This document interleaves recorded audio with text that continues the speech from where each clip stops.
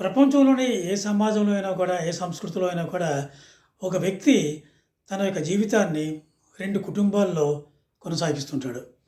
ఆ 2 కుటుంబాలు యొక్క పేర్లు ఒకటి ఫ్యామిలీ ఆఫ్ ఆరిజిన్ అంటాం. రెండో దాన్ని ఫ్యామిలీ ఆఫ్ ప్రొక్రియేషన్.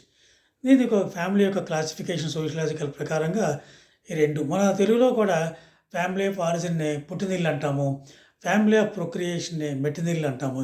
ఇది కూడా అమ్మాయి పాయింట్ ఆఫ్ వ్యూలో పుట్టినిల్లు, మెట్టినిల్లు అంటాం. ఎందుకంటే ఆ అమ్మాయి పెళ్ళైన తర్వాత వేరే వాళ్ళ ఇంటికి వెళ్లి కాపురం చేస్తుంది కాబట్టి ప్యాట్రిలోక్ రెసిడెన్స్ అంటాము. పెళ్ళైన తర్వాత భర్తతో పాటు తన యొక్క అత్తమామల ఇంట్లో ఉంటుంది కాబట్టి దాన్ని ప్యాట్రిలోక్ రెసిడెన్స్ అంటాం. కాబట్టి ఆ అమ్మాయి వెళ్ళే ఇంటిని మెట్టినిల్లు అంటాం.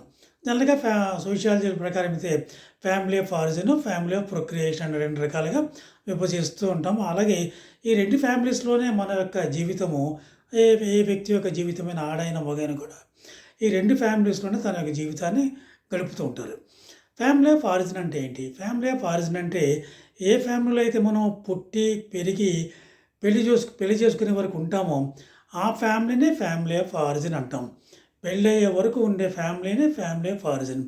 ఫ్యామిలీ ఆఫ్ ప్రొక్రియేషన్ అంటే పెళ్ళైన తర్వాత మనము నిర్మించుకునే ఫ్యామిలీ, మనం ఫార్మ్ చేసుకునే ఫ్యామిలీ త్రూ మ్యారేజ్ ద్వారా మనము నిర్మించుకున్న ఫ్యామిలీని దాన్ని ఫ్యామిలీ ఆఫ్ ప్రొక్రియేషన్ అని అంటాం.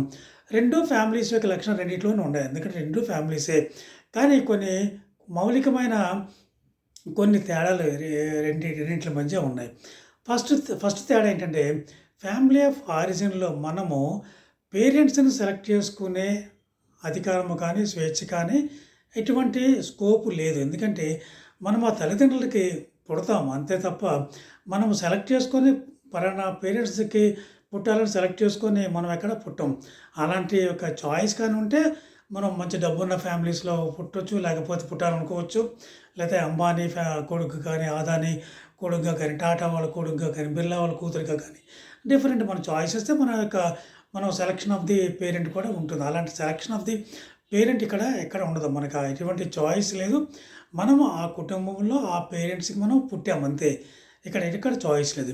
అదే మనకు ఆ ఫ్యామిలీ ఆఫ్ ప్రొక్రియేషన్‌కి వచ్చేటప్పటికల్లా మనము స్పౌస్‌ని సెలెక్ట్ చేసుకునే చాయిసు, అధికారం అనండి, హక్కు అనుకోండి, లేకపోతే ఏదైనా అక్కడ మనం సెలెక్ట్ చేసుకుంటాం. ఆ స్పౌస్‌ని అక్కడ మనం సెలెక్ట్ చేసుకున్నాం. మన జీవిత భాగస్వామిని మనం సెలెక్ట్ చేసుకుంటాము. ఇక్కడేమో ఫ్యామిలీ ఆఫ్ ఆరిజిన్‌లో మనకు పేరెంట్స్ సెలెక్ట్ చేసుకునే స్వేచ్ఛ, అధికారము, హక్కు ఇలాంటివేమీ, బాధ్యత ఇలాంటివేమీ లేవు. అది ఇంపార్టెంట్ పాయింట్. మనము ఫ్యామిలీ ఆఫ్ ప్రొక్రియేషన్‌లో we select the marital partner. We have the choice to select the marital partner. Whereas in the case of family of origin, we don't have the choice to select our parents. That is important.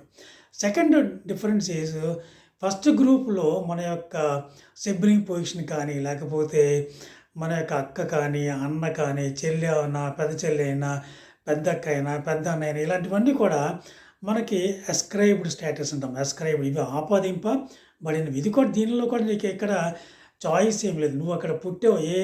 పెద్ద పిల్లగా పుట్టావా, చిన్న పిల్లవాడిగా పుట్టావా, ఇంట్లో పెద్ద అన్నయ్య, చిన్న అన్నయ్య, పెద్ద కొడుకా, చిన్న కొడుకా ఇవన్నీ కూడా అక్కడ పుట్టిన తర్వాత నీ సిబ్లింగ్ పొజిషన్, నీ యొక్క పొజిషన్ ఇది కూడా అస్క్రైబ్డ్ స్టేటస్ అంటమాట. పూర్తిగా నీ చేతిలో ఏం లేదు, ఆపాదింపబడిన స్టేటస్. ఇక్కడికి వచ్చేటప్పటికి ఫ్యామిలీ ఆఫ్ ప్రొక్రియేషన్‌లో ప్రతిదీ కూడా అచీవ్డ్ మాట. అచీవ్డ్ అంటే నువ్వు సంపాదించుకున్నది. మంచి వైఫ్‌ని సెలెక్ట్ చేసుకున్నా నీదే. మంచి హస్బెండ్ సెలెక్ట్ చేసుకోవచ్చు నీదే. అచీవ్డ్. డాక్టర్‌ని పెళ్లి చేసుకోవచ్చు అచీవ్. నువ్వే అచీవ్ చేసుకున్నావు. అలాగే ఒక సాఫ్ట్‌వేర్ ఇంజినీర్‌ని సెలెక్ట్ చేసుకోవచ్చు. అది నువ్వు అచీవ్డే. Husband handsome achieved. నువ్వే సంపాదించుకున్నావు. మీ యొక్క wife very good looking, very beautiful woman. అది నువ్వు సంపాదించుకున్నదే. ఇవన్నీ కూడా అచీవ్డ్ మాట. వాటెవర్ స్టేటస్, మంచి స్టేటస్‌లో ఉన్న అమ్మాయి, లేదా బాగా చదువుకున్న అమ్మాయి, మంచి డబ్బు గల వ్యక్తి, హ్యాండ్సమ్‌గా ఉన్న వ్యక్తి ఇలాంటివన్నీ కూడా నువ్వు సెలెక్ట్ చేసుకున్నావు. నువ్వు అచీవ్ చేసుకున్నావు. You feel very proud.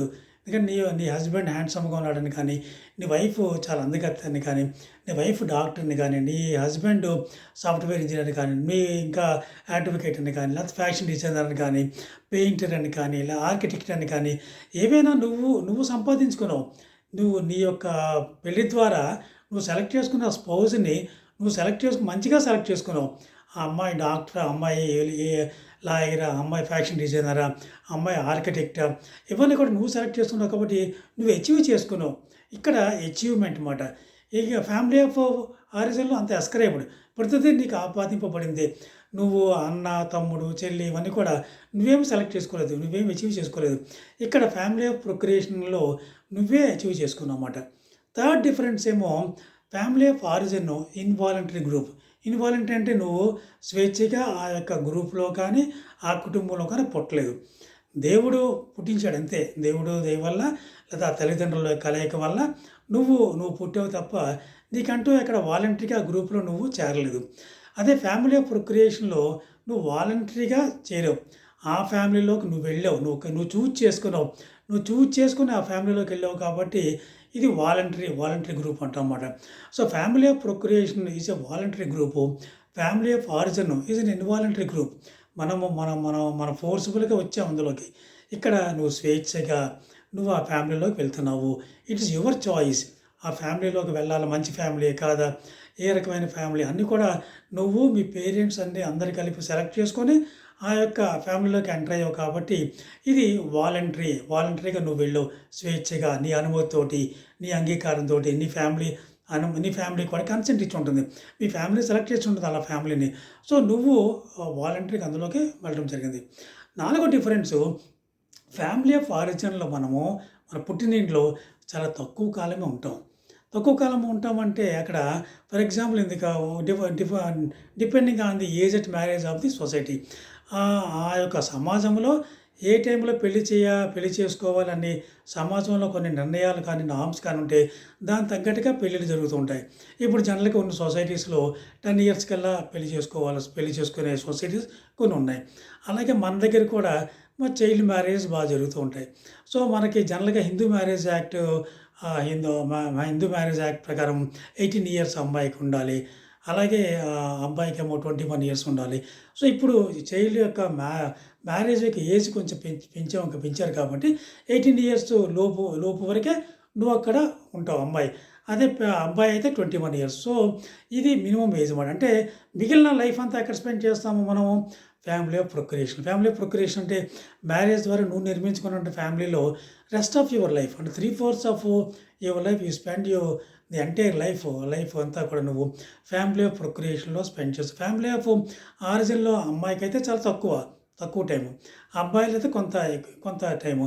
ఇప్పుడు మ్యారేజ్ ఏజ్ చాలా చోట్ల పెరిగింది కాబట్టి మ్యారేజ్ ఏమో మనము ఎక్కువ టైం తీసుకున్నాం కాబట్టి ఒక 20-25 ఇయర్స్ నువ్వు అక్కడ ఉంటావు.